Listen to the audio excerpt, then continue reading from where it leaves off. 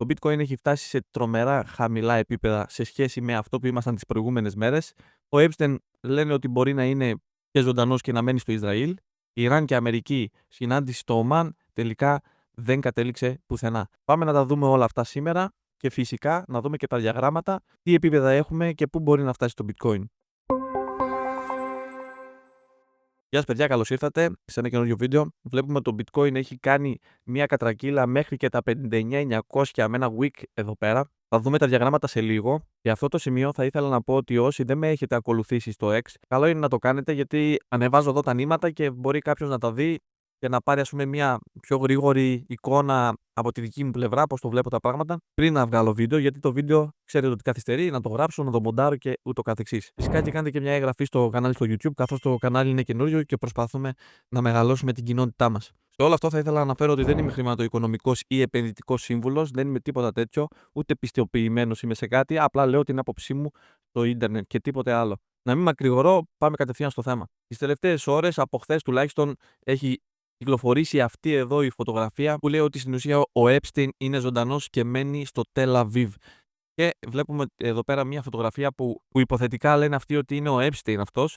Έτσι, και έχει και δύο τύπους από εδώ. Βλέπουμε ότι έχουν και ακουστικά στο αυτί τους. Τον προστατεύουν και είναι undercover τέλος πάντων. Έχει αφήσει μουσκια μαλλιά, βάζει τα γυαλιά και έτσι κινείται.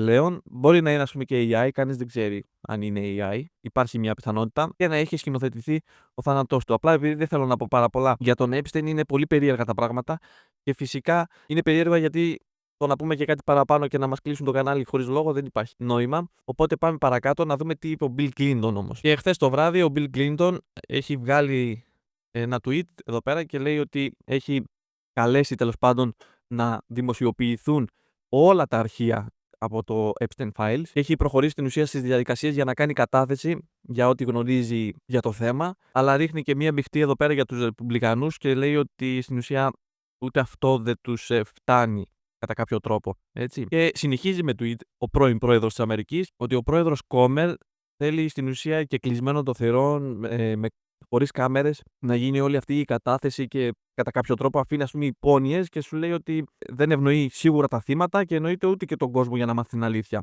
Έτσι, οπότε ας σκεφτούμε λίγο κατά κάποιο τρόπο λέει ποιον ευνοεί όλη αυτή η διαδικασία. Το να μην βγουν περισσότερες πληροφορίες για άτομα που δεν του συμφέρει. Γιατί ο Bill Clinton σίγουρα θα έχει να πει και να μοιράσει πάρα πολλά. Συνεχίζει όμως και με άλλο tweet και παρακάτω λέει ότι δεν θα κάτσω άπραγος και δεν θα κάτσω στην ουσία να μείνω μόνο και όλη αυτή την εκκλεισμένων των θυρών κατάθεση που έχω να κάνω, που στην ουσία συμφέρει μόνο τους Ρεπουμπλικανούς και ότι θέλει ας πούμε να κάνει μια δημόσια τέλος πάντων ακρόαση για να τον ακούσει ο αμερικανικός λαός. Έτσι και να ξέρει ακριβώς τι ακριβώς γίνεται κατά κάποιο τρόπο. Φοβερές δηλώσεις από τον Bill Clinton. Έτσι. Βλέπουμε ότι εδώ πέρα ολόκληρη έκθεση έχει γράψει. 3 συνεχόμενα tweets, το ένα πίσω από το άλλο. Άρα σημαίνει ότι τον έχουν στριμώξει υπερβολικά πολύ και ίσως να παίζει ένα χαρτί. Αν θέλετε να μου πάρετε το κεφάλι, θα πάρω κι εγώ μαζί μου όσο πιο πολύ μπορώ. Κάπως έτσι το βλέπω κατά κάποιο τρόπο. Από την άλλη, το Ιράν με την Αμερική έκαναν συνάντηση εχθές στο Ομάν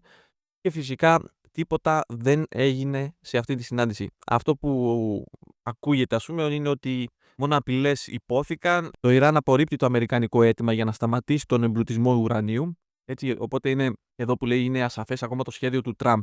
Άρα υπάρχει πάντα το ενδεχόμενο να χτυπήσει η Αμερική. Ο Τραμπ εκτός από αυτό βγάζει διάταγμα με απειλή δασμών σε χώρες που συναλλάσσονται με την Ισλαμική Δημοκρατία. Δηλαδή στην ουσία είναι σαν να βρίζει ο ένας τον άλλο λίγο πιο πολύ.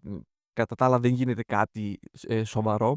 Αυτό που αναμένεται είναι ότι μπορεί να στείλει και το επόμενο αεροπλανοφόρο το Boost προς τα κάτω και αν όντως το κάνει, πολύ πιθανόν να πάει σε χτυπήματα. Η Αμερική ακόμα δεν είναι έτοιμη στην περιοχή γύρω από το Ιράν, αλλά και όλη αυτή η μεγάλη κινητοποίηση στρατευμάτων που έχει γίνει προς τα εκεί κάτω δεν νομίζω ότι θα είναι άσκοπη. Κάποιο χτύπημα λογικά θα γίνει, γιατί φανταστείτε πόσους πόρους μπορεί να χρησιμοποιήσει για να φτάσει μόνο εκεί και εννοείται για να μπορέσει να στήσει όλη αυτή τη διαδικασία ώστε να μπορέσει να χτυπήσει το Ιράν. Είναι κάτι που θα πρέπει να αναμένουμε και να δούμε τι θα γίνει γιατί επηρεάζει και την αγορά και αυτό και ο Epstein και πολλά άλλα πράγματα. Και για να πάμε στο bitcoin τώρα και στην πτώση του bitcoin βλέπουμε ότι έχει κάνει ένα κρασάρισμα τεράστιο εδώ πέρα. Βλέπουμε ότι έχει κάνει ένα μείον 52% από τον Οκτώβριο του 2025.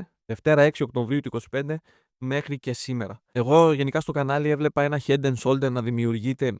Βλέπαμε εδώ, ας πούμε, ένα shoulder εδώ, ένα head και να κάνει ένα bounce πάλι, ας πούμε, στα 100 χιλιάρικα και μετά να φύγει κάτω. Στην ουσία να ολοκληρώσει ένα head and shoulder σε ένα πολύ μεγάλο time frame του μήνα.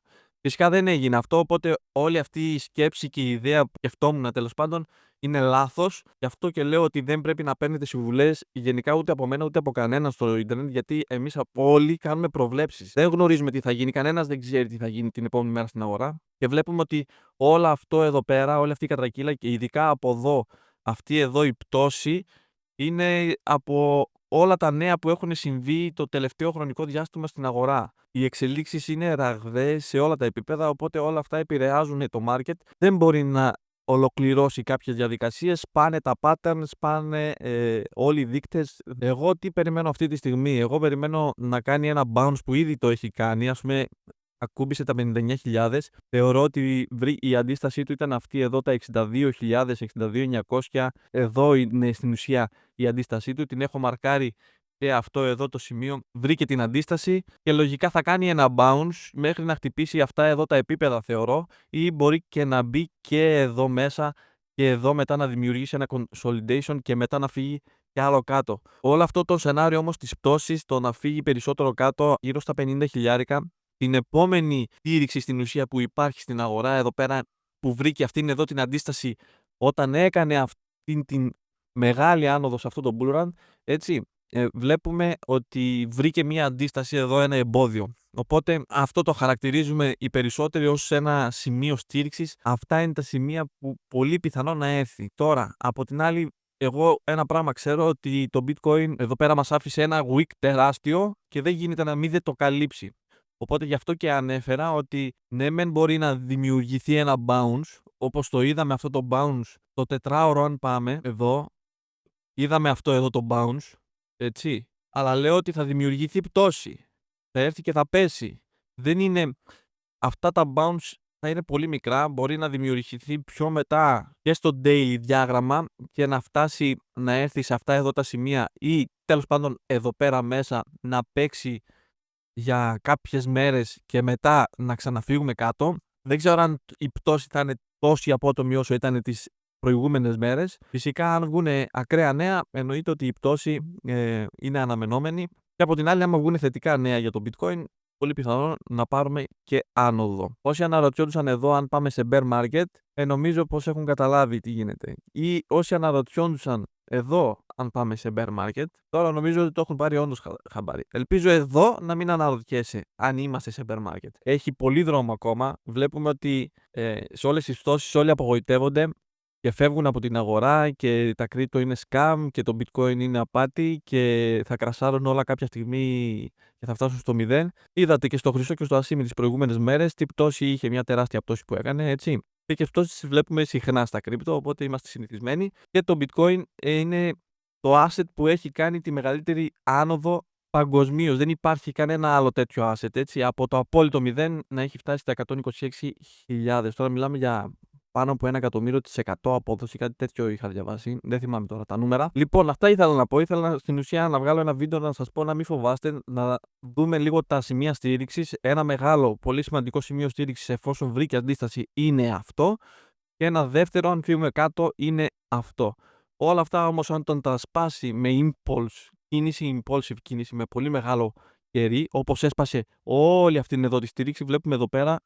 Έτσι, έσπασε όλη αυτή τη στήριξη με ένα πολύ δυνατό κερί και γι' αυτό κατευθείαν φύγαμε προς τα κάτω. Δεν κράτησε τίποτα, τα πήρε όλα παραμάζωμα. Θα τα λέμε και στο Twitter. Προσπαθώ να ανεβάζω 2 βίντεο την εβδομάδα, αλλά τουλάχιστον ένα θα είναι πάντα. Ευχαριστώ πάρα πολύ που στηρίζετε το κανάλι και όσοι κάνετε subscribe και like. Έτσι, αφήστε και ένα σχόλιο και τη δική σας άποψη τι θα γίνει τις επόμενες μέρες στα crypto, τι πιστεύετε, πού θα φτάσουμε, σε τι τιμές. Και μέχρι την επόμενη φορά να είστε όλοι καλά και εμείς θα τα ξαναπούμε σε ένα άλλο βίντεο. Γεια σας.